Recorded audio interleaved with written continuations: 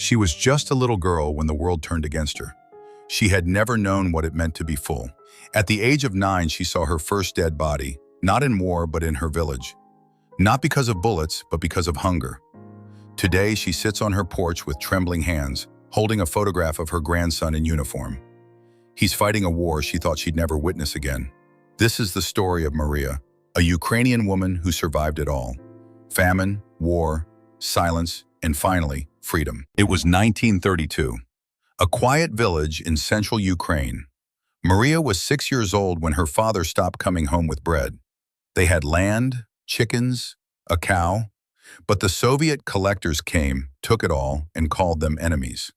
She remembers her mother hiding a few grains under the floorboard and being beaten for it. Her brother died in his sleep, silently. Her father disappeared. Maria never found out where. She learned to chew bark, to pretend she was full. She never cried, there were no tears left in her. This wasn't war, it was hunger. Deliberate, planned, and real. And it nearly erased her. Then came the sound of bombs. The Nazis arrived. Maria was 14 and had already buried half her family. Now she was running from bullets.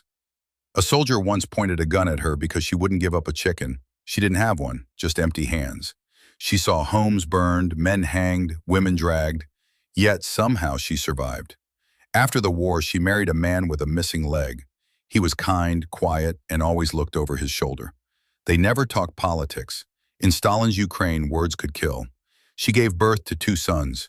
She told them never to ask questions. The decades passed like shadows. Maria worked in a textile factory. Every morning she stood in line for bread. Every evening she listened to the radio in silence, waiting to hear something, anything, about freedom. But it was always the same slogans, the same lies. Her husband died in 1986, the same year as Chernobyl. She watched the sky glow red at night. Her sons were evacuated, but she stayed. "I'm too old," she said. "I've survived worse." In 1991, she stood in front of a television and wept when Ukraine declared independence. She kissed the screen and whispered, "Maybe now they'll let us breathe." Maria thought the worst was over. She saw Ukraine try to build itself, clumsy, chaotic, beautiful. Her grandson was born in 2001.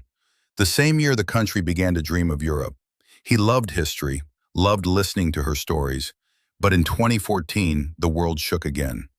Then, in 2022, Maria's windows shattered once more. Missiles fell near her village. Her grandson volunteered. Now she waits every day by the window, hoping for a text. She's 98. She's survived every empire that tried to erase her. She says, "I don't want revenge. I just want them to let us live." Maria's story is not unique. It's the story of millions, voices buried under silence, hunger, and war. But they are still here, still singing lullabies, still holding photographs, still planting seeds. Ukraine is not just a place, it's a memory, a promise, a fight that refuses to be forgotten. If her story moved you, even a little, share it. Because while the world scrolls, real lives endure, and her voice deserves to be heard.